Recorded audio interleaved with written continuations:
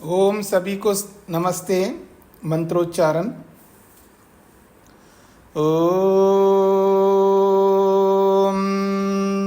सहनाववतु सहनौ भुनक्तु सह वीर्यं करवावहै तेजस्विनावधीतमस्तु मा विद्विषावहै। ओम शांति शांति शांति।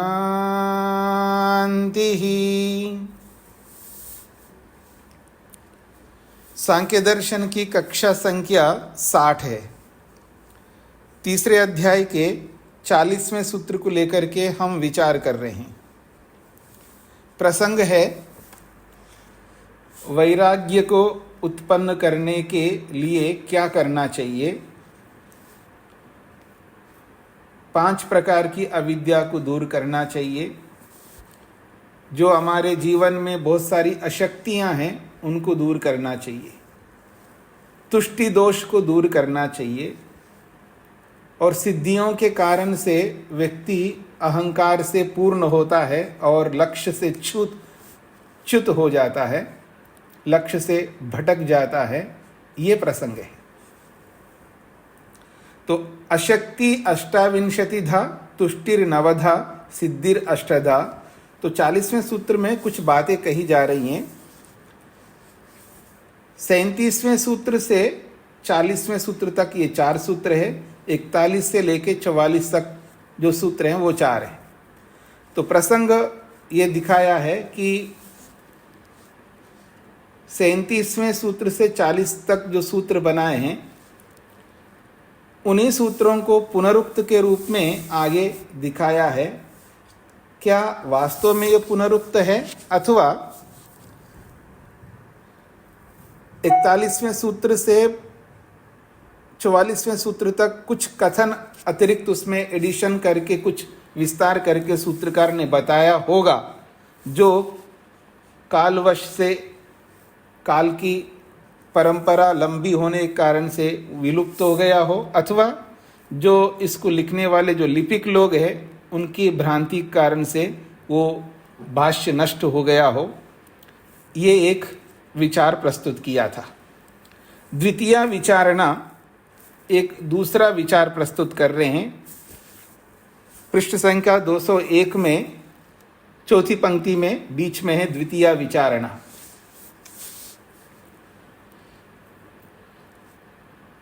दूसरा विचार प्रस्तुत कर रहे हैं अवांतर भेदाः पूर्ववत्। ये 41वां सूत्र है।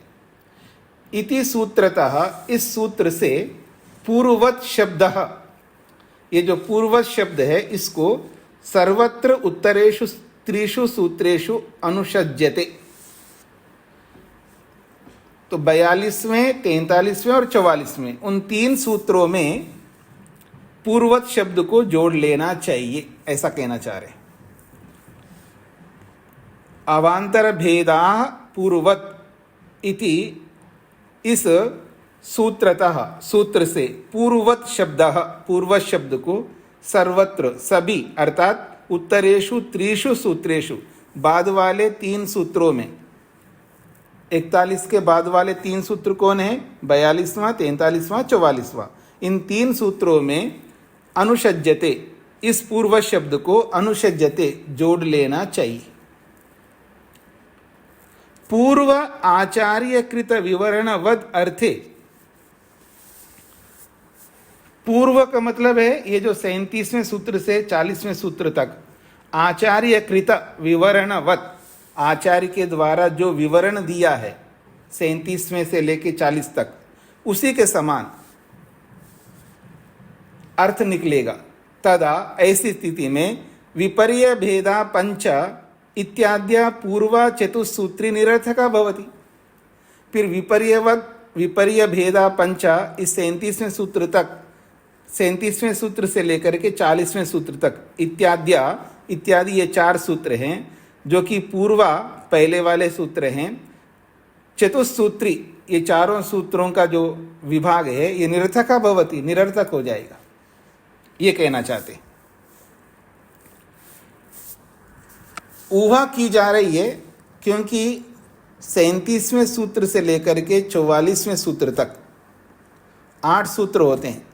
तो पहले के 4 सूत्रों में जो बातें कही है उन्हीं बातों को बाद वाले 4 सूत्रों में कही जा रही है, तो फिर निरर्थक हो जाएगा। ऐसा उन्हीं 4 सूत्रों में ही बता देते जो बताना था, उन्हीं बातों को दोबारा दोहरा करके जो बताना है, इसको कहते हैं सूत्र। जो है सूत्रकार जब सूत्र बनाते हैं तो ऐसा सूत्र बनाना चाहिए जिसको सूत्र शैली में उसको लाघव कहते हैं। लाघव का मतलब है कम से कम शब्द रखने चाहिए जिससे पूरी बातें आ जाती हैं।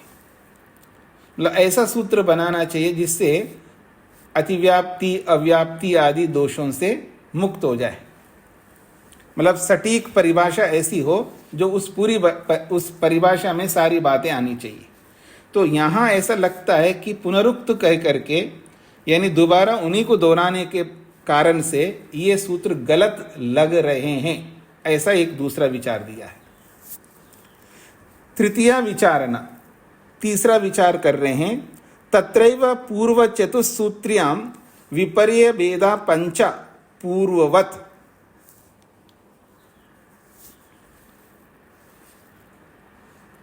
तत्रैव पूर्व चतुस्सूत्र्यां, यानी 37 से लेके 40वां तक जो सूत्र है 4, उन पूर्व 4 सूत्रों में विपर्य भेदा पंच ये जो सूत्र है, इसी सूत्र में पूर्ववत ये शब्द को जोड़ लेते।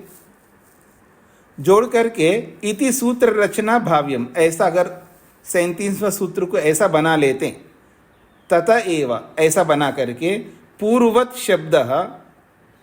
शब्द को पूर्व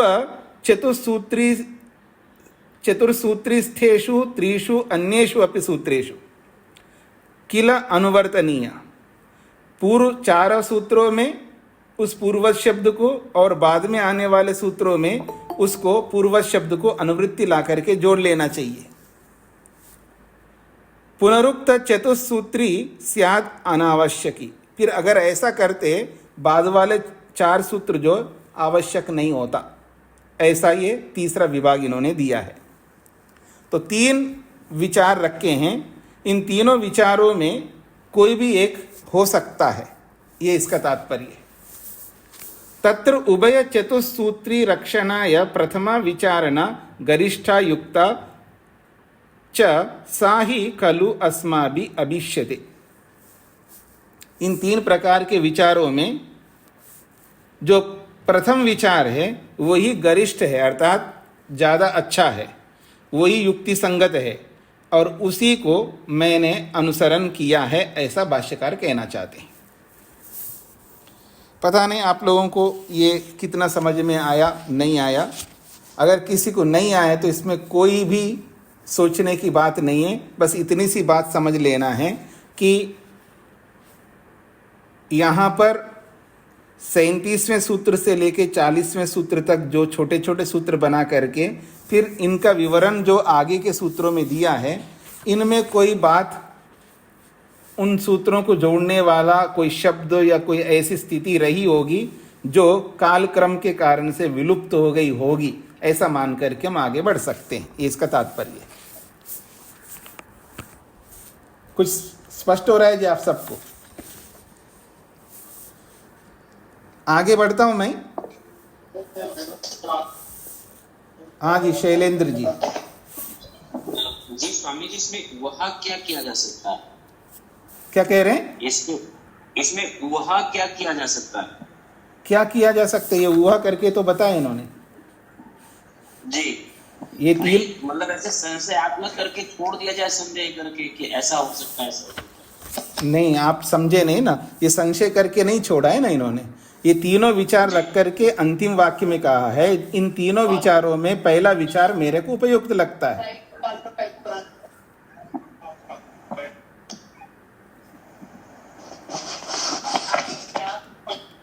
पुष्पा सक्सेना जी, आपको माइक बंद करके रखना चाहिए। हाँ जी शैलेंद्र जी, स्पष्ट हो रहा है आपको? हाँ, थोड़ा थोड़ा हो रहा है स्वामी जी, बाद में भी चिंतन करना पड़ेगा। वो एक अलग बात है, चिंतन तो आपको जीवन भर करते रहेंगे, पर इन्होंने हुआ करके छोड़ा नहीं है। आपने जो कहा ना हुआ करके छोड़ दिया है, हुआ करके नहीं छोड़ा है, उन्होंने अपना निर्णय भी दिया है ना। इन तीनों विचारों में पहला विचार मेरे को उपयुक्त लगता है और उसी का अनुकरण मैंने किया है, ये बोला है। ठीक है जी।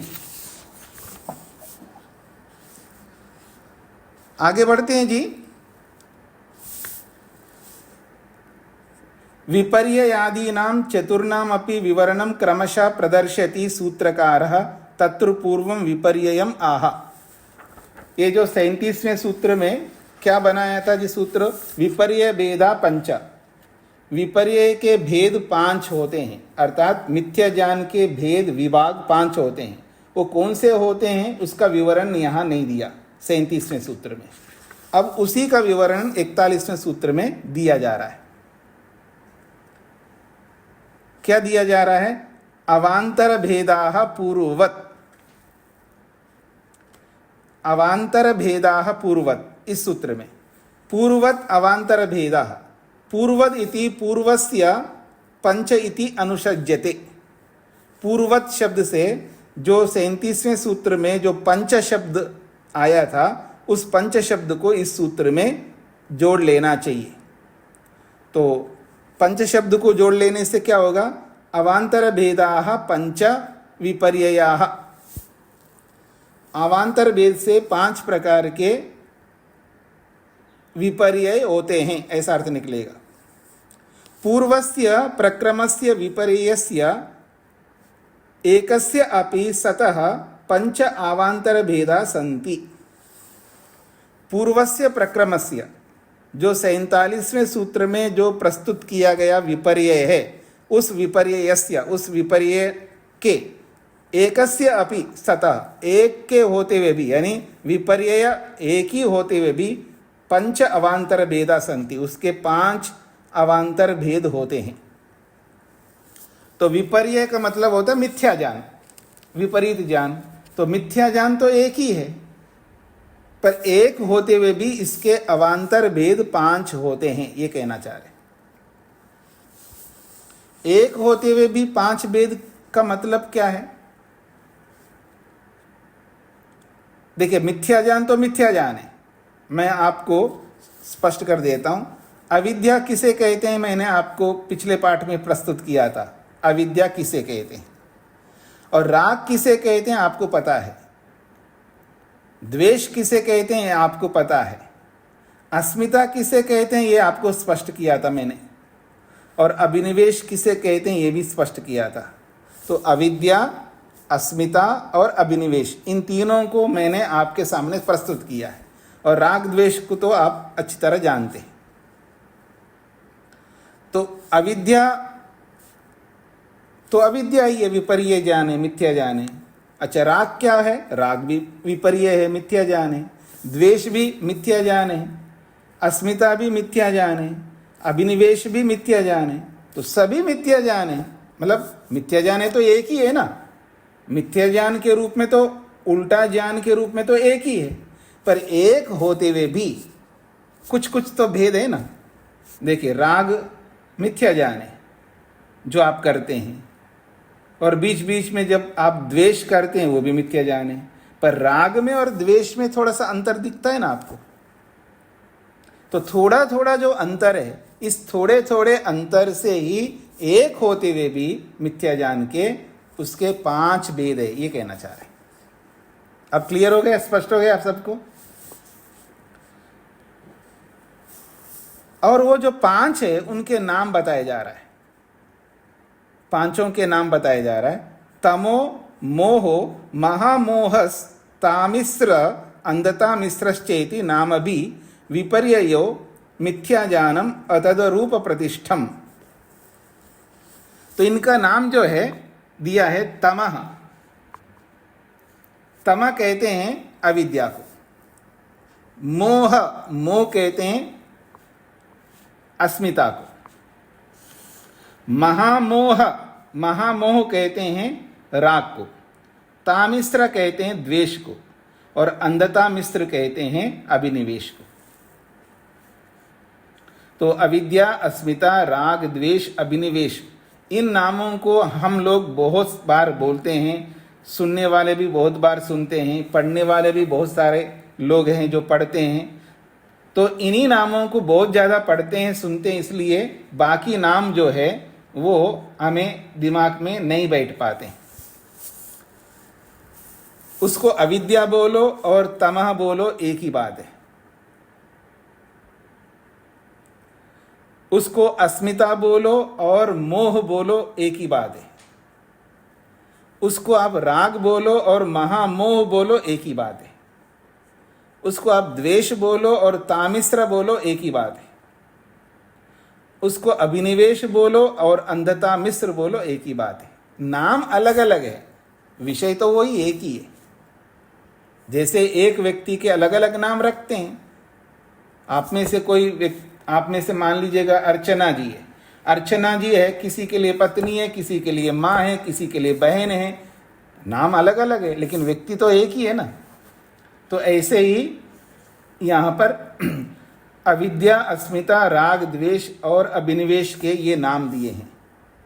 केवल इन्होंने दिया ऐसा नहीं है, योग दर्शन आपने जो पढ़ा है उसमें भी इन्हीं नामों को बोला है। अर्थात अविद्या, अस्मिता, राग, द्वेष, मोह बोला है, लेकिन उसके साथ साथ इन्हीं नामों को उन्होंने भी बोला है। देखिए सूत्र दिया है, विपर्ययो मिथ्याज्ञानम अतदरूप प्रतिष्ठम। ये मिथ्याज्ञान की परिभाषा योग दर्शन में की है। उसके भाष्य में महर्षि वेदव्यास जी ने उन्हीं पांचों के नामों को यहाँ पर बोला है, तमो, मोहो, महामोह, तामिश्र, अंधता मिश्र इति। ये योग दर्शन का प्रमाण दिया यहाँ पर। महर्षि वेदव्यास जी ने भी ये नाम बोले हैं, तो यहाँ पर भी सांख्य दर्शनकार ने भी यही नाम बोले। तो उनको अविद्या, अस्मिता, राग, द्वेष, मोह, अविद्या, अस्मिता, राग, द्वेष और अभिनिवेश बोलो। ये तम, मोह, महामोह, तामिश्र और अंधता मिश्र, ऐसा भी बोल सकते हैं। ये अविद्या के 5 भेद हैं और इन पांचों भेदों के रहते हुए वैराग्य नहीं हो सकता, ये हमें समझना है। ये पांचों की उपस्थिति में वैराग्य नहीं हो सकता। यदि वैराग्य को उत्पन्न करना है, इन पांचों को रोकना होगा। अर्थात राग करते हुए वैराग्य उत्पन्न नहीं होगा, द्वेष करते हुए वैराग्य उत्पन्न नहीं होगा। वैराग्य को उत्पन्न करना है तो राग को रोकना होगा, द्वेष को रोकना होगा। यानी पांचों को रोक करके ही वैराग्य को उत्पन्न किया जा सकता। उनकी उपस्थिति में वैराग्य उपस्थित नहीं हो पाएगा।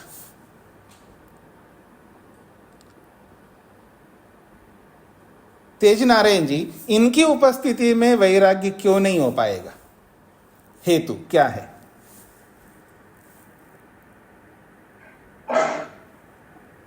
जी, हम संसार छोड़ ही नहीं पाएंगे, हमें विवेक ज्ञान उत्पन्न होगा ही नहीं। यही तो प्रश्न है, क्यों नहीं होगा? इनकी उपस्थिति में वो क्यों नहीं होंगे, यही तो प्रश्न है। देखिए, अगर किसी को उत्तर आता है तो हाथ खड़ा करिएगा, कोई भी, और केवल तुक लगा करके बताना हो तो नहीं बताएंगे। हाँ, सतीश जी बताइए। नमस्ते स्वामी जी। जी, स्वामी जी, जो उसकी अपना वैराग्य की जो परिभाषा दी है कि दृष्ट और अनुसर्विक विषयों के साथ हमारी जब तक लिप्तता रहेगी तब तक हम जो है उसमें वैराग्य को प्राप्त नहीं कर सकते, उनको छोड़ के ही हम वैराग्यवान हो सकते हैं। तो ये इन चीजों के होते हुए हम जो है इन चीजों को छोड़ नहीं पाएंगे, इनके साथ हमारी लिप्तता बनी रहेगी। ये तो रुकिएगा, ये तो मैं बता ही रहा हूं, इनके होते हुए वैराग्य नहीं होंगे, ये तो मैं नहीं बोला, मेरी बातों को आप दोहरा रहे हैं। मैंने ये प्रश्न किया है, इनके होते हुए वैराग्य क्यों नहीं होगा, उसका रीजन, उसका कारण बताना था। अल्पना जी। नमस्ते स्वामी जी। स्वामी जी, जो वैराग्य है वो विवेक को उत्पन्न है और वो ज्ञान की स्थिति है जी। और ये मिथ्या ज्ञान की स्थिति है, उससे बिल्कुल विपरीत है। तो इनके होते हुए ज्ञान की स्थिति आ ही नहीं पाएगी, इसलिए वैराग्य की। हाँ, ये उत्तर है, क्योंकि विरोधी धर्म नहीं रह सकता है। अगर अविद्या है तो अविद्या का विरोधी है ज्ञान, तत्वज्ञान, वैराग्य। तत्वज्ञान वैराग्य नहीं रह सकता अविद्या के होते हुए। एक समय दोनों कैसे होंगे? इसलिए बोला है कि ये रहते हुए वो नहीं होगा। इसका मतलब हमको क्या करना होगा? अविद्या को हटाएंगे तो वैराग्य आएगा। दोनों में विरोधी, दोनों हई नकुलवत शत्रु हैं। जैसे सांप और नेवला है ना, ऐसे शत्रु है। आप में से भी कभी किसी से लड़ते होंगे, सास बहू। अगर सास बहू क्या है, दो सन्यासी भी लड़ते हैं, तो वो सन्यासी आएगा ना उस कार्यक्रम में, तो मैं नहीं आऊँगा, ये बोलता है एक सन्यासी। एक सन्यासी बोलता कि अगर वो प्रोग्राम में आ रहा है वो सन्यासी, तो मैं नहीं आ सकता, उनके होते हुए मैं नहीं आ सकता, क्योंकि वो दोनों शत्रु है एक दूसरे के। बोलो देखिए, सन्यासी सन्यासी भी शत्रु है, तो फिर साधारण आदमी का क्या कथा है? यानी विरोधी व्यक्ति एक साथ नहीं रह सकते, दोनों एक दूसरे के विरोधी है। तो वैराग्य का विरोधी अविद्या है, अविद्या का विरोधी वैराग्य है। अगर ये है तो वो नहीं, वो है तो ये नहीं। इसलिए हमें क्या करना होगा? यदि वैराग्य को उत्पन्न करना है तो इस अविद्या को रोकना है, स्टॉप कर देना है। इसकी उदार अवस्था में वो नहीं आ पाएगा, इसलिए कहा जा रहा है। आगे बढ़ता हूं जी। तो ये बहुत महत्वपूर्ण बातें हैं। अविद्या की उपस्थिति में, यानी राग की उपस्थिति में, मोह की उपस्थिति में, द्वेष की उपस्थिति में वैराग्य हो ही नहीं सकता। और हम जो प्रयास करते हैं, हम अपना प्रयास देखें, यदि इसको इन्वेस्टिगेट करके देखिए, हम अविद्या को रखते हुए वैराग्य को लिए हम लोग प्रयास करते हैं। वैराग्य हो जाए, मेरे को वैराग्य हो जाए, मैं वैराग्य को पाना चाहता हूँ, हम जी पूरा एड़ी से चोटी तक जोर लगा रहे होते हैं। कब? अविद्या को रखते हुए। मन में एक कोने में मोह को, राग को, द्वेष को रखते हुए हम मेहनत करते हैं। ये हमारी सबसे बड़ी भूल है। यदि वैराग्य को उत्पन्न करने की चेष्टा करना है तो उस अविद्या को रोकना होगा। यदि समझ में नहीं आया तो मैं समझाने का प्रयत्न करता हूँ। पति में, पत्नी में, बच्चे में, ये और किसी में भी राग है, मेरा राग है, राग रखता हूँ, राग से उनके साथ व्यवहार करता हूँ। जो भी हमारे संबंध है, उन सब संबंधों के साथ हम लोग राग से युक्त होकर के व्यवहार कर रहे हैं। तो एक ओर से राग से युक्त होकर के व्यवहार कर रहे हैं अथवा द्वेष से युक्त होकर के व्यवहार कर रहे हैं। तो ऐसा व्यवहार करते हुए फिर एक ओर हम लोग क्या कर रहे होते हैं? वैराग्य के लिए मेहनत कर रहे होते हैं, वैराग्य उत्पन्न करने के लिए मेहनत कर रहे होते हैं। वो हो नहीं सकता। फिर होगा कैसे? अब आपके ऊपर आता हूं। छोड़ो ये राग। पति के साथ में जो राग है, पत्नी के साथ में जो राग है, गुरु के साथ में जो राग है, या शिष्य के साथ में जो राग है, इसको छोड़ो। और आपको सबसे बड़ी समस्या ये आती है, राग छोड़ेंगे तो हम व्यवहार कैसे करेंगे? आप में से कई लोग बोलते भी है, अब राग ना करें तो अब कैसे बच्चे के साथ व्यवहार करेंगे? आखिर बेटा है ना, राग तो करना ही पड़ता है ना। यानी आपका सिद्धांत बना हुआ है कि राग करना पड़ता, अर्थात राग आवश्यक है, राग का होना जरूरी है। ये आपकी मान्यता बनी हुई। और इस मान्यता को रखते हुए आप तीन काल में वैराग्य को उत्पन्न नहीं कर सकते। मैंने कब मना किया कि बच्चे को खिलाना नहीं, पिलाना नहीं, सुलाना नहीं, उससे प्रेम नहीं करना? मना थोड़ा करता हूं मैं, यह शास्त्र मना करता है। यानी आप राग करते ही, राग करेंगे तभी हम उनके साथ आत्मीय हो सकते हैं। ये जो मान्यता है ना, इस मान्यता को मन से निकालना होगा। आत्मीयता बिना राग के भी होती है, प्रेम बिना राग के भी होता है। यही तो समझना है हम सबको, बीच में नहीं। बात को स्पष्ट करना चाहती हूँ। बीच माता जी बीच में नहीं बोलना है, माता जी बीच में नहीं बोलना है। आपको एक बार ने अनेक बार बोला है, ऐसा दोष मत करिएगा। सॉरी स्वामी जी। नहीं, सॉरी नहीं करना है। अब आप शांत रहना है आपको, जी जी। प्रतिक्रिया मत करिएगा जी। और मैंने आज ही थोड़ा ये विषय प्रारंभ किया है, अनेक बार बताया आप लोगों को योग दर्शन में, उसके उपाय भी बताया है। फिर आप पूछेंगे तो मैं कैसे आपको बार बार बताऊं? आपका कर्तव्य बनता है उसको दोहराओ, उसकी स्मृति लाओ, फिर खुद मेहनत करो। और मैं ही बताता रहूंगा तो आप मेहनत कब करोगे? आप उस पीछे पाठ को खोल करके आवृत्ति करके समझने का प्रयत्न तक नहीं करोगे तो आप आगे जाकर के इस राग को, द्वेष को हटा ही नहीं सकते आप लोग। इतना सा भी मेहनत नहीं करना चाहते हैं आप। मैं ये नहीं कह रहा हूं कि मैं बताना नहीं चाहता हूं, इसका भी एक सीमा है ना कि आप, मैं बताता जा रहा हूं, आप भूलते जा रहे हो, मैं बताता जा रहा हूं, भूलते जा रहा हूं। अर्थात मेहनत मेरे को करना है, आपको नहीं करना है। ये उचित नहीं है, ये बिल्कुल उचित नहीं है। उचित यही है कि आपको समझ में नहीं आ रहा है तो उस पाठ को खोलो, सुनो, समझने का प्रयत्न करो। एक बार नहीं, 2 बार, 3 बार, अनेक बार करो। और आपको समझ में नहीं आया हो तब पूछो। और ऐसा नहीं कि आपको समझ में नहीं आया, जब जब मैं ये बताता हूं, पूछता हूं समझ में आ गए और आ गए बोलते हैं, फिर बोलते हो, फिर बताओ इसका क्या मतलब होता है। ये उचित नहीं है। तो मैं आगे बढ़ता हूं जी। तो ये जो हम संबंध रखते हैं एक दूसरे के साथ में, वो संबंधों को तोड़ने की बात शास्त्र नहीं कहता है, तो मैं कैसे कह सकता हूं आपको? आपको खिलाना है तो खिलाइए, पिलाना है तो पिलाइए, जो कर्म करना है करिए, लेकिन राग से नहीं। और राग नहीं रखना है और फिर भी उनके साथ सारा काम करना है, वो सभी लोग करते हैं, योगी लोग भी करते हैं। वो भी खिलाते हैं, पिलाते हैं, लोगों से बातचीत करते हैं, अच्छा व्यवहार करते हैं, उनको सुलाते हैं, सब कुछ काम करते हैं योगी लोग, पर वो राग नहीं रखते, आसक्ति नहीं रखते। और उसका परीक्षण करके देखना होता है। अगर आपने बोला है और सामने वाले ने नहीं किया है तो आपको कोई परेशानी नहीं होती है। जो राग नहीं रखता है उसको कभी परेशानी नहीं होती है कि आप खिला रहे हैं, पिला रहे हैं और सामने वाला जो है आपको भाव नहीं दे रहा है। मोटी भाषा में कहूं, भाव नहीं दे रहा है, आपकी बात भी नहीं मान रहा है, फिर भी आपको कोई परेशानी नहीं होती है, क्योंकि आपको राग नहीं है। क्योंकि राग जिसको होता है उसी को परेशानी होती है, उसी को समस्या होती है।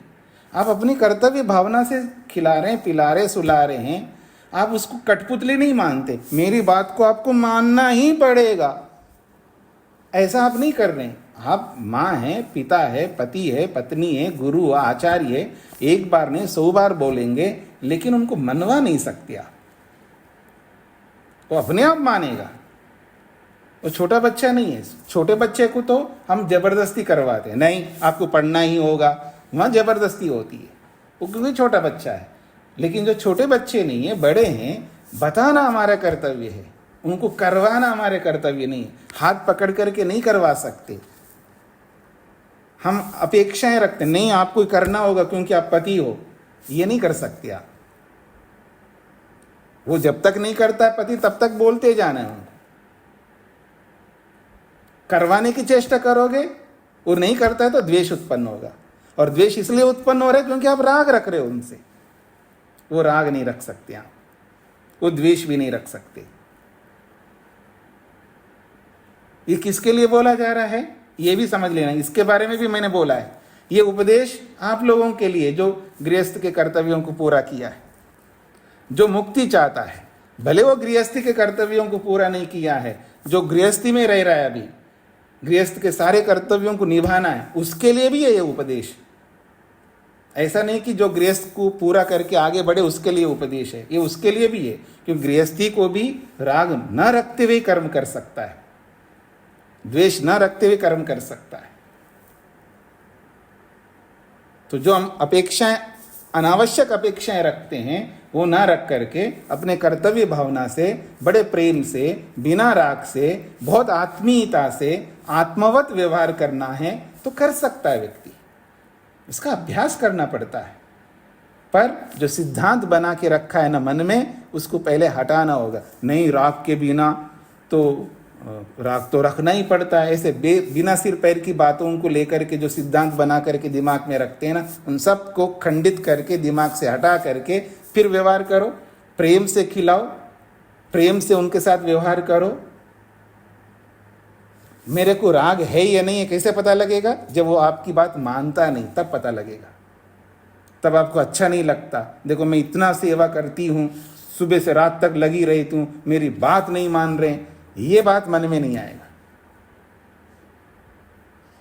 तो आपको पता लगता जाएगा। इतना आसान नहीं, इतना खेल नहीं कि थोड़ा सा आपने किया और आपको समझ में आ जाएगा। धीरे धीरे धीरे धीरे पढ़ते जाओ, समझते जाओ, बार बार आवृत्ति करते जाओ, अपने आप को तुलना करके उसके साथ लगा करके देखो, तब धीरे धीरे पता लगेगा। तो मैं आगे बढ़ता हूं जी। अशक्तिम आह, अशक्ति को लेकर के यहां पर स्पष्ट किया जा रहा है। एवं इतरस्याह, एवं इतरस्याह, एवं पूर्वद एव अष्टाविंशति विधत्वम अवांतर भेदाद एकस्या अपि सत्याः खलु अनंतरायाः अशक्तेर्विज्ञेयम्। एवं इस प्रकार से पूर्ववद एव, पूर्व के समान ही। पूर्व के समान ही का मतलब आपको वहां जाना है 38वें सूत्र में, क्योंकि 41वें सूत्र में 37वें सूत्र की व्याख्या की है। 41वें सूत्र में 37वें सूत्र की व्याख्या की है। अब 42वें सूत्र में 38वें सूत्र की व्याख्या हो रही है। एवं इतरस्याह, इस 42वें सूत्र में 48वें सूत्र की व्याख्या हो रही है। एवं इसी प्रकार पूर्ववत एव, 41वें सूत्र से पूर्ववत शब्द को यहां पर ले आया। एवं पूर्ववत एव, पूर्व के समान ही, अर्थात अष्टाविंशति विधत्वम, 28 प्रकार का जो स्वरूप बताया था। अवांतर भेदात, अलग अलग भेदों से वो 28 होते हैं। एकस्य अपि सत्या, एक होते हुए भी, वो अशक्ति जो है एक होते हुए भी, एकस्य अपि सत्याः, एक अशक्ति होते हुए भी, खलु अनंतरायाः अशक्तेर्विज्ञेयम्। अनंतराय अशक्ति, बाद में आने वाला या उसके निकट जो अशक्ति है, उस अशक्ति को लेकर के ये बात कही जा रही है। एक अशक्ति के होते हुए भी उसके अलग अलग भेद प्रभेदों के कारण से ये 28 होते हैं। तत्र उन अशक्तियों में से जो भेद है वो क्या क्या हो सकते हैं, आगे दिखा रहे हैं। तत्र एकादश इंद्रियाणां वधा, 11 इंद्रियां होती हैं जी, 5 ज्ञानेन्द्रियां, 5 कर्मेंद्रियां, 1 मन।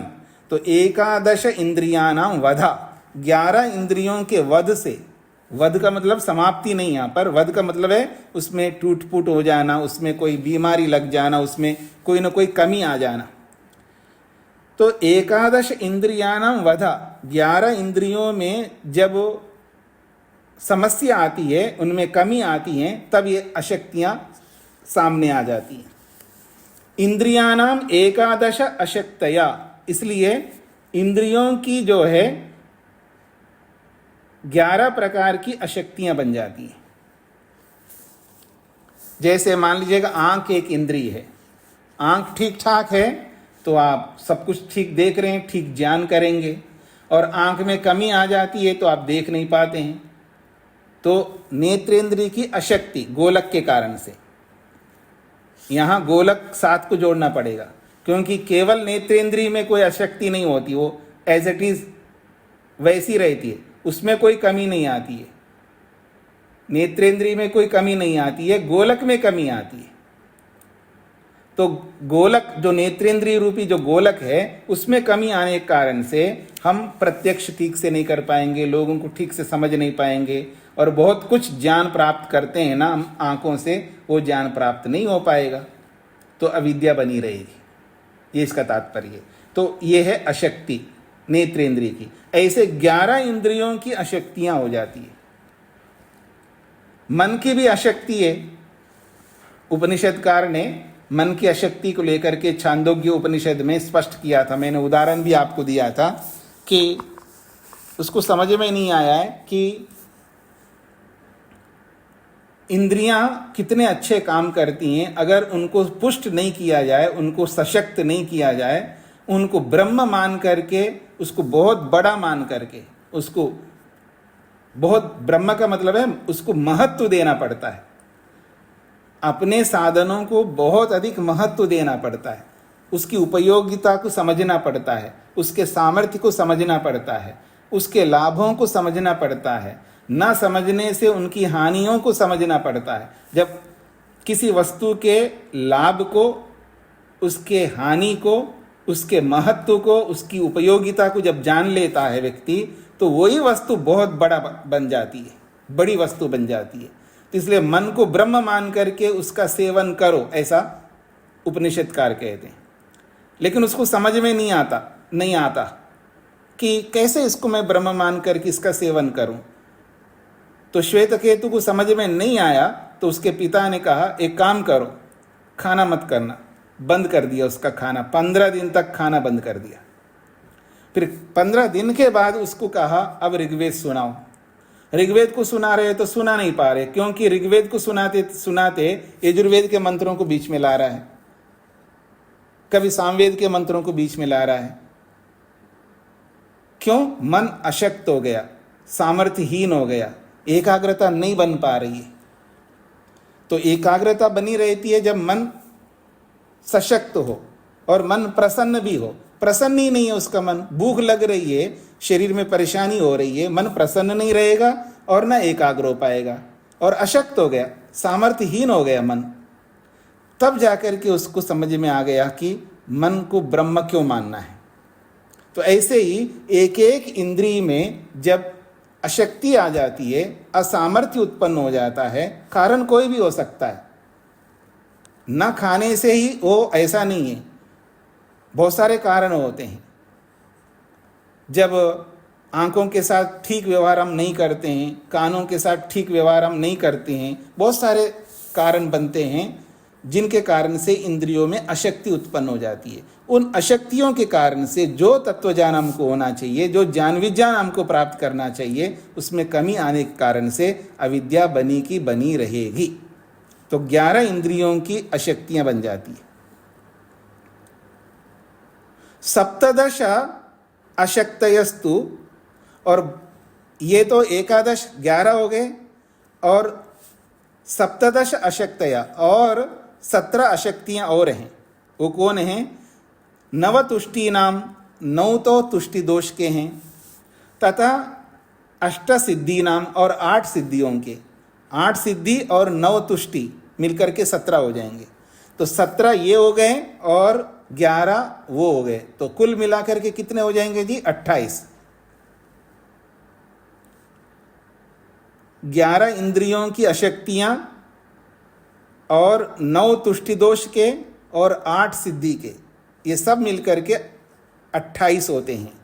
तो कह रहे हैं 17 अशक्तयस्तु 9 तुष्टि नाम, 17 अशक्तियां तो उनमें से 9 तो तुष्टि दोष के हैं, और तथा 8 सिद्धि नाम, और 8 सिद्धियों के हैं। इन सब के कारण से व्यक्ति अविद्याग्रस्त रहता है।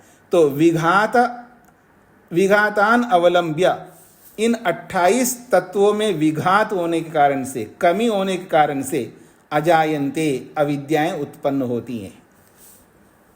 ये जो अविद्याएं उत्पन्न होती है वो इस प्रकार से उत्पन्न होती है। कुसुम जी।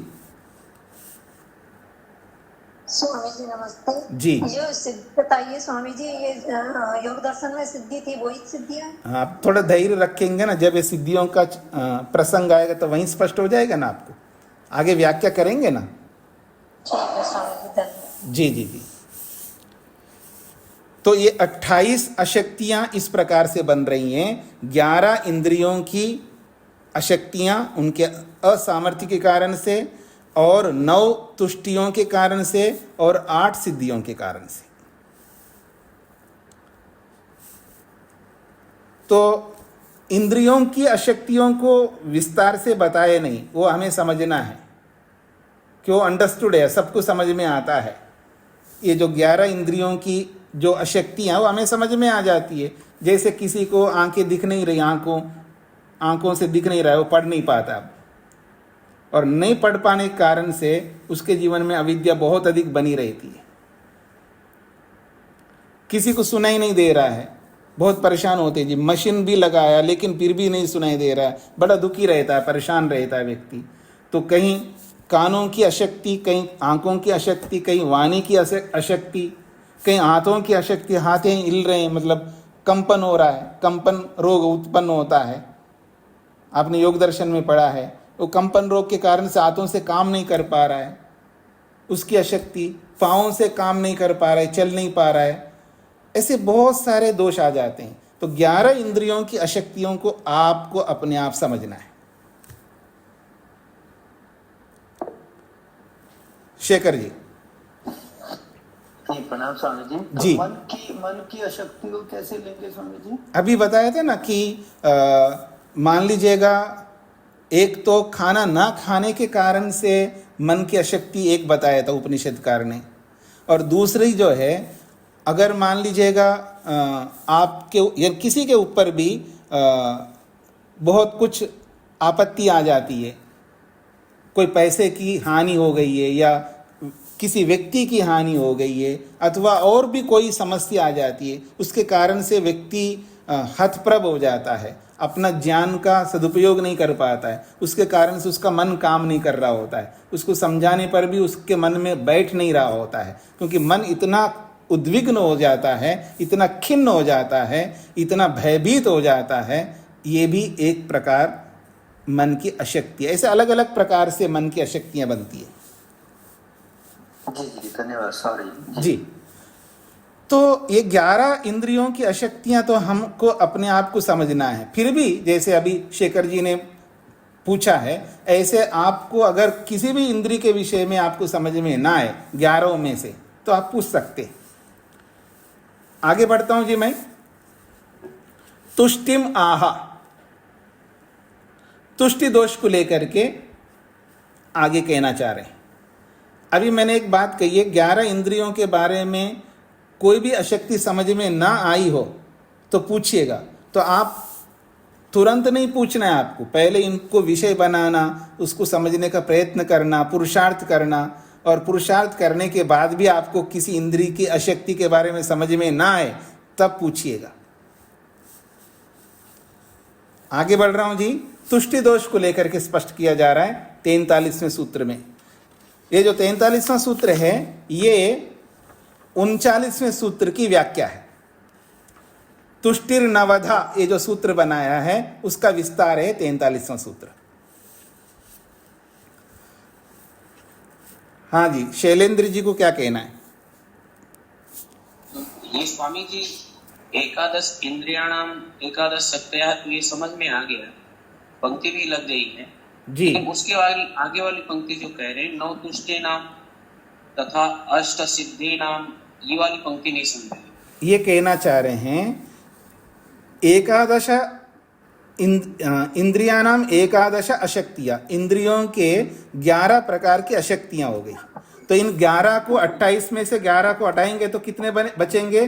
17 अशक्तया, 17 अशक्तियाँ हैं। और ये 17 अशक्तियाँ कौन सी है? तो उसको समझाया, नवतुष्टि नाम तथा अष्टसिद्धि नाम। 9 तुष्टियों के और 8 सिद्धियों के, ये 17 बन जाते हैं। तो इन सब का विघातान, इन सब के विघात होने से, इन सभी 28 तत्वों में विघात अर्थात हानि होने से, उसमें कमी हो जाने से, इनके कमियों को विघातान अवलंब्य, इन सभी के कमियों को ध्यान में रखते हुए अजायन्ते, अविद्याएं उत्पन्न होती हैं।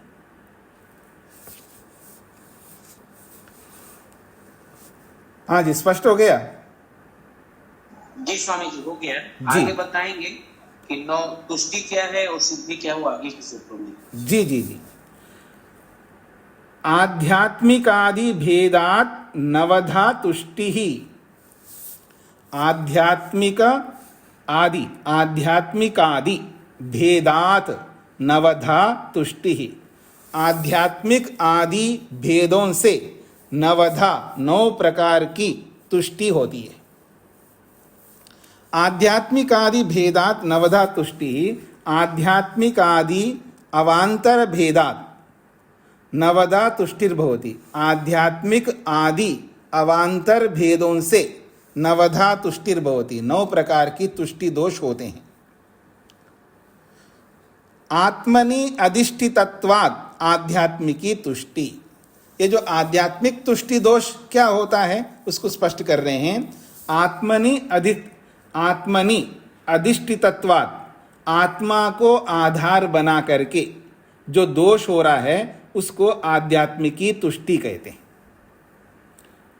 यानी वहां आत्मा मुख्य है, आत्मा मुख्य बना हुआ है, तो आत्मनि अधिष्ठितत्वात्, आत्मा को आधार बना करके दोष हो रहा है, इस कारण से उसको आध्यात्मिकी तुष्टि कहते हैं। इसी को खोल के समझा रहे हैं। स्व आत्मस्थिति परितो उपरूप इति यावत, स्व आत्मस्थिति, अपनी ही आत्मा को, स्वयं की स्थिति को लेकर के परिता, सब ओर से, आत्मा की स्थिति जो है वो चारों ओर से, मतलब एक एंगल से आत्मा को नहीं देखना है, आत्मा के हर एंगल से देख करके आप चलो तो उसको ध्यान में रख करके जो दोष उत्पन्न होता है उसको आध्यात्मिकी तुष्टि कहते हैं। फिर सूत्र में जो आदि शब्द आया है उसको समझा रहे हैं। आदि शब्देन बाह्येषु विषयेषु दोष दर्शनात् तेभ्यो घृणा रूपा यद्वा वैराग्य रूपा तुष्टिर्बाह्या। कहते हैं आदि शब्द से बाह्येषु विषयेषु, जो बाहर के विषय हैं, उन बाहर के विषयों में दोष दर्शनात्, दोष को देखने से, बाहर के विषयों में दोषों को देख करके, तेभ्या, उन बाह्य विषयों से, घृणा रूपा, बहुत घृणा स्वरूप वाला एक भाव उत्पन्न होता है, यद्वा अथवा वैराग्य रूपा, उनके प्रति वैराग्य रूपी एक तुष्टि होती है, उसको बाह्य तुष्टि कहते हैं। इन सबकी व्याख्या करेंगे, धैर्य रखिएगा।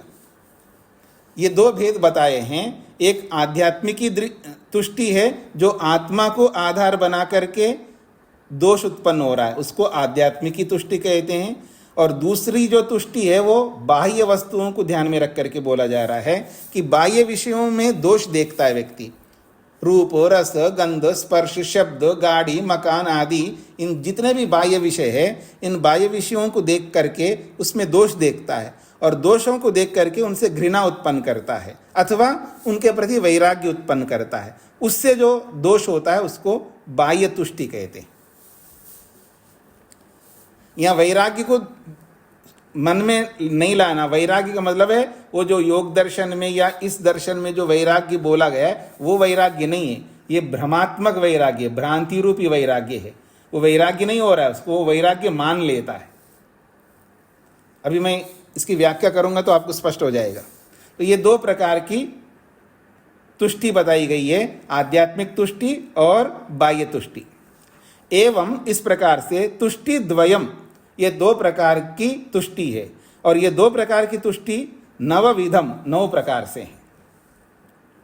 2 भेदों वाली तुष्टि 9 प्रकार है इसके। तत्र आध्यात्मिक्याः 4 भेदाः, जो आध्यात्मिक तुष्टि है वो 4 प्रकार के भेदों वाली है।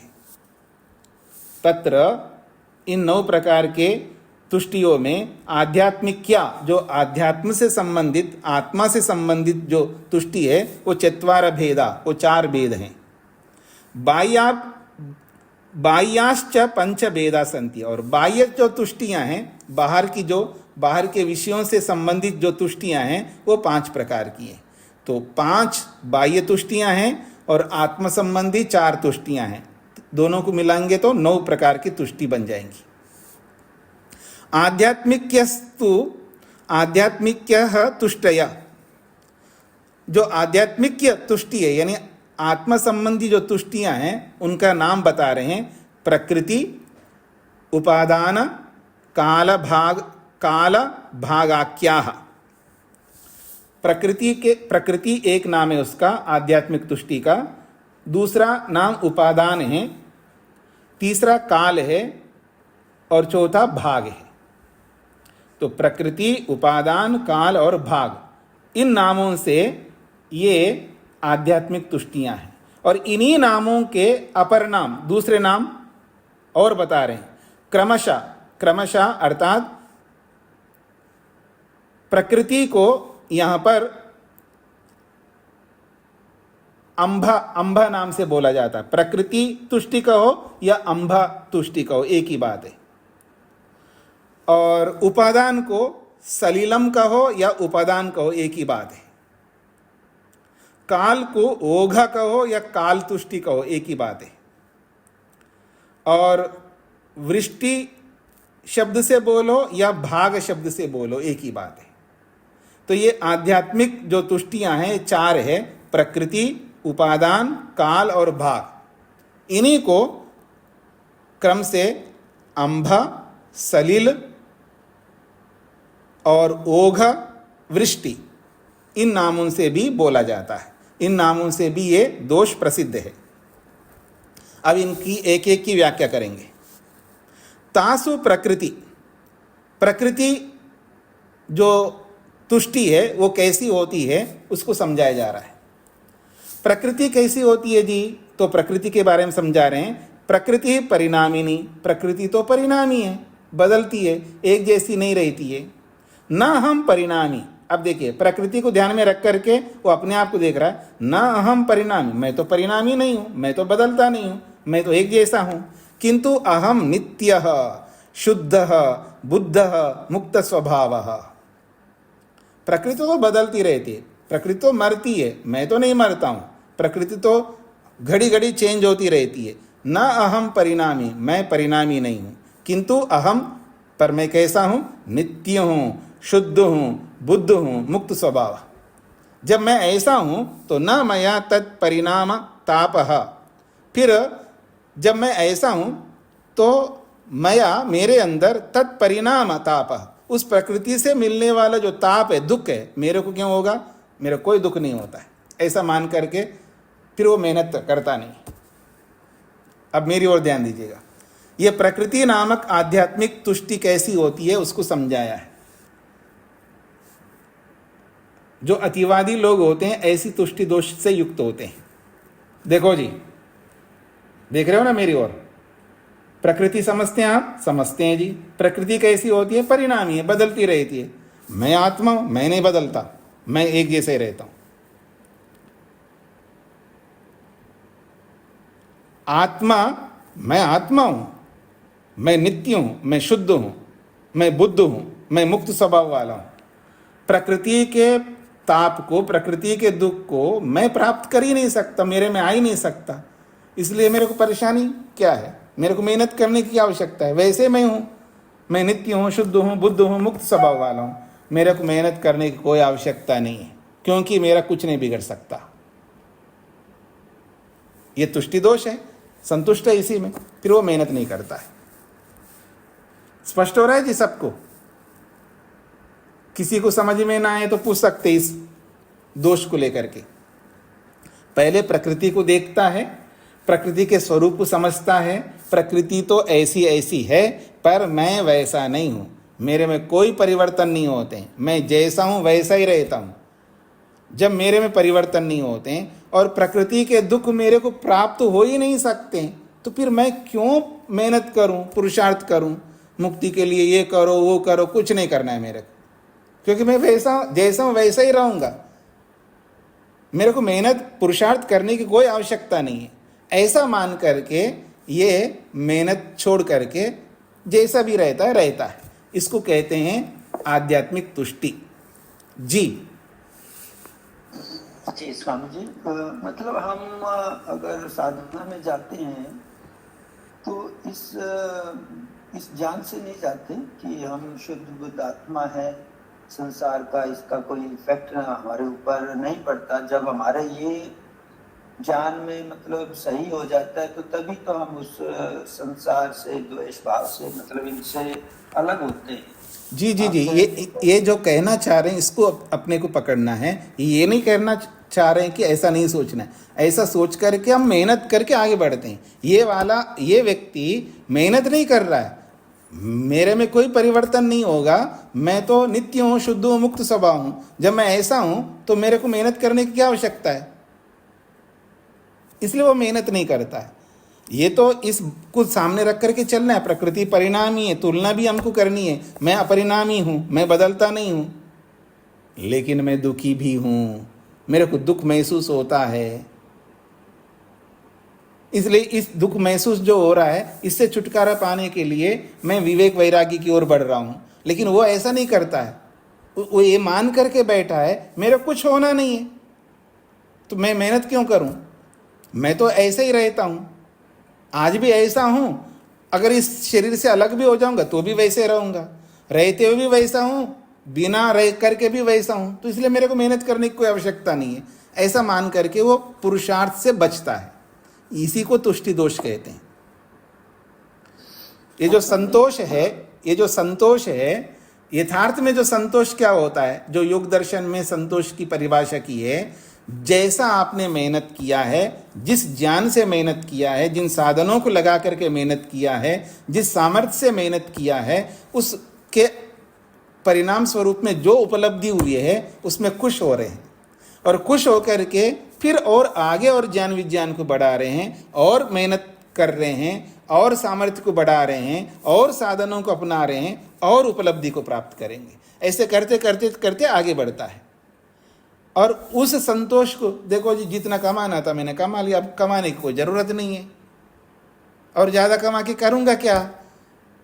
ये भी तुष्टि दोष है, क्योंकि मेहनत नहीं कर रहा है तो इस मेहनत को तो छोड़ दिया, वो मेहनत तो कर नहीं रहा है, आध्यात्मिक मेहनत नहीं कर रहा है, तो वो बर्बाद होता है व्यक्ति, और अत्यंत दुखी हो जाता है।